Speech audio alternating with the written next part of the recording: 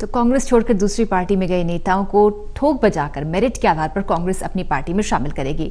नवनियुक्त प्रदेश अध्यक्ष उदय भान ने बताया कि पिछले 7-8 वर्ष में प्रदेश का संगठन खड़ा नहीं हुआ और प्रदेश में संगठन खड़ा करना उनकी सबसे बड़ी चुनौती होगा। उन्होंने दावा किया कि 3 माह के भीतर जो वो प्रदेश का संगठन खड़ा कर देंगे। उन्होंने कहा कि सर्वसम्मति से संगठन खड़ा करना उनका प्रयास रहेगा। वहीं उदय भान भाजपा जजपा गठबंधन सरकार पर निशाना साधने से नहीं चूके। प्रदेश कांग्रेस अध्यक्ष के सामने क्या चुनौतियां होंगी, इस बारे में खास बातचीत की हमारे सहयोगी अनिल कुमार ने नवनियुक्त प्रदेश अध्यक्ष उदय भान से। मेरे साथ हैं नवनियुक्त प्रदेश अध्यक्ष उदय भान। इनसे जानते हैं कि कांग्रेस की आने वाले समय में क्या चुनौतियां रहेंगी। जी धन्यवाद अनिल जी। पहले तो मैं आपका बहुत आभार व्यक्त करूंगा। और जो आपने पूछा है कि भी कांग्रेस की क्या चुनौतियां रहेंगी, कांग्रेस पार्टी में सबसे पहले हमें संगठन को जो 7-8 साल से नहीं बन पाया उस पर हमारा फोकस है पूरी तरह से। और हम 3 महीने के अंदर अंदर बूथ स्तर से लेकर के प्रदेश के सारे जिलाध्यक्ष, ब्लॉक अध्यक्ष, सारे पदाधिकारी, एग्जीक्यूटिव कमेटी प्रदेश की सारा जो है नाम गठन 3 महीने के अंदर अंदर कर देंगे।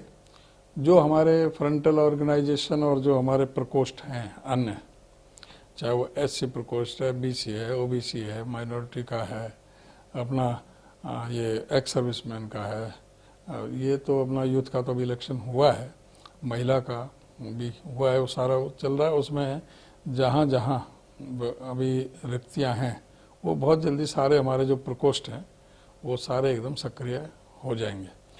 दूसरा तो जनता की आवाज़, जो जनता की परेशानियां हैं, जो जन समस्याएं हैं जिससे जनता जूझ रही है आज, चाहे वो महंगाई का मुद्दा है, चाहे वो बेरोजगारी का मुद्दा है, आज जो बिजली का हाहाकार मच रहा है, पानी का हाहाकार मच रहा है, आज जो शेड्यूल कास्ट के साथ में बैकवर्ड और इसमें माइनॉरिटी के साथ में जिस तरह से ये सरकार भेदभाव बरत रही है, जिस प्रकार से सरकार ने भ्रष्टाचार का बोलबाला है, आज ये जजपा और जो बीजेपी इनमें जो शेयरिंग हो रही है, जो बंदर बांट हो रही है, जो घोटाले हुए हैं, चाहे वो शराब का घोटाला है, वो चावल का घोटाला है, धान का घोटाला है, माइनिंग का घोटाला है, अभी फरीदाबाद में 200 करोड़ का नगर निगम का घोटाला जो जो जो उजागर हुआ है, HPSC में भर्तियों में जो घोटाला किया, HPSC के अधिकारी और पैसे के साथ में पकड़े जाते हैं,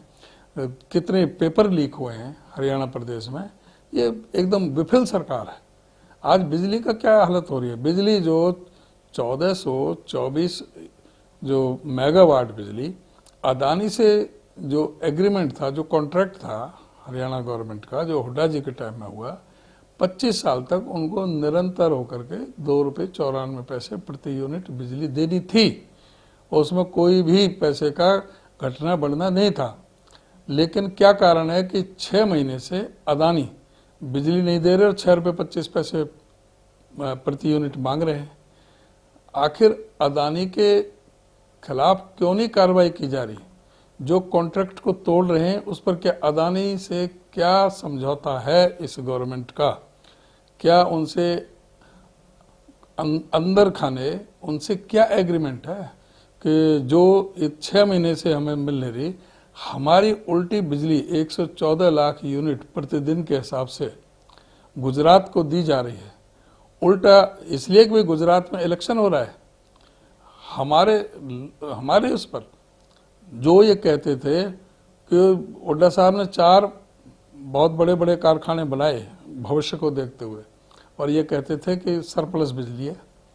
जो झाड़ली में 1320 मेगावाट का और खानपुर में 1500 मेगावाट का और 1200 मेगावाट का खेदड़ में, 600 मेगावाट के यमुनानगर में 2 यूनिट पानीपत की भी चालू की, 11,000 मेगावाट तक जो है वो उत्पादन और जो बिजली हुड्डा साहब छोड़ करके गए थे।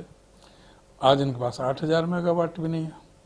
क्यों नहीं है? जो इन्होंने कहा था मुख्यमंत्री जी ने कि बिजली हमारे पास सरप्लस है और हमें ज़रूरत नहीं है इसकी। जो खानपुर की जो 750 मेगावाट हरियाणा का हिस्सा था और 750 मेगावाट दिल्ली का हिस्सा था, इन्होंने कहा था कि हमें जरूरत नहीं है इसको सारी को दिल्ली को दे दो, और आज त्राही त्राही मची हुई है। आज कह रहे हैं कि भाई हम 600 मेगावाट का यमुनानगर में बनाएंगे, कब बनाएंगे नहीं पता, सिर्फ लोगों की भावनाओं को देखते हुए कह दिया कि हम बनाएंगे, लेकिन आज तक एक भी यूनिट बिजली इन्होंने पैदा की है, कोई कारखाना लगाया है? जो कारखाने जो लगा रखे हैं उनके भी ये बिजली उत्पादन नहीं कर पा रहे। क्यों खेदड़ का 600 मेगावाट का जो है पावर प्लांट क्यों बंद है? वहां क्यों नहीं उसको यूटिलाइज कर पा रहे? क्या कारण है कि पानीपत के एक यूनिट ठप है? क्या कारण है कि यमुनानगर का एक यूनिट ठप है? तो ये उसको तो ये कर नहीं सकते कंट्रोल, अदानी पे कार्रवाई कर नहीं सकते। अदानी के तो ये खरीदे हुए गुलाम बन करके रह गए हैं। सर, आपने अभी कहा है कि संगठन को खड़ा करना एक सबसे बड़ी चुनौती है। संगठन में जो लोग लिए जाएंगे उनकी क्या योग्यता होगी? हमारे ऑल इंडिया कांग्रेस कमेटी की तरफ से मेंबरशिप का ड्राइव चला, 10 लाख लोगों ने मेंबरशिप ली और उसका बाकायदा एक शेड्यूल जारी किया कि जो मेंबर बनेंगे वो इलेक्शन बनेंगे, उसके लिए डिस्ट्रिक्ट का इलेक्शन के लिए डीआरओ, ब्लॉक का इलेक्शन के लिए बीआरओ वो नियुक्त किए जा रहे हैं। और डीआरओ जो नियुक्त किए हैं वो छत्तीसगढ़ और राजस्थान से संबंध रखते हैं, प्रदेश से बाहर के हैं। उनको अभी हमने परसों 7 तारीख की उनकी मीटिंग रखी हुई है 3 बजे पीसीसी ऑफिस में, और उनको डीआरओ के साथ मीटिंग लेकर के और फिर बीआरओ के नाम देंगे उनको हम डीआरओ को 1 हफ्ते के अंदर अंदर, क्योंकि अभी हमने कार्यभार संभाला है, अभी तो हमें सारा सिस्टम देखना है, थोड़ा सा हमें इसलिए 1 हफ्ते का टाइम और चाहिएगा। तो बीआरओ जब नियुक्त हो जाएंगे तो बीआरओ डीआरओ के साथ जाकर के ब्लॉक वाइज और फिर जिले वाइज, ब्लॉक में बीआरओ और जिले में डीआरओ वो इलेक्शन कराएंगे।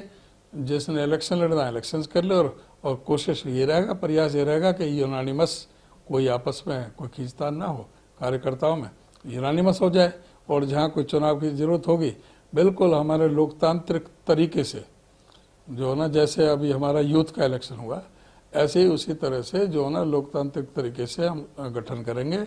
और जब ब्लॉक का गठन हो जाएगा तो बूथ का, वो सब बूथ से लेकर कर पूरे प्रदेश इकाई तक सारा हो जाएगा।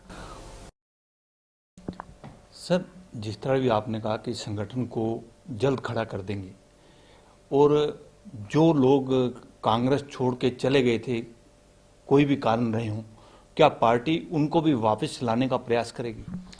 नहीं, जो हमारी नीतियों में विश्वास रखता है अगर वो आना चाहता है तो हम उस पर विचार करेंगे और उनको ले सकते हैं। और वो तो अलग अलग व्यक्ति के लिए अलग अलग वो तो देखना पड़ेगा मेरिट पे। ये थे मेरे साथ हरियाणा प्रदेश कांग्रेस अध्यक्ष उदयभान। इन्होंने बताया कि संगठन को खड़ा करना उनके लिए सबसे बड़ी चुनौती है। इसके साथ साथ उन्होंने भाजपा जजपा गठबंधन सरकार पर भी निशाना साधा है। Anil Kumar, total news, Chandigarh.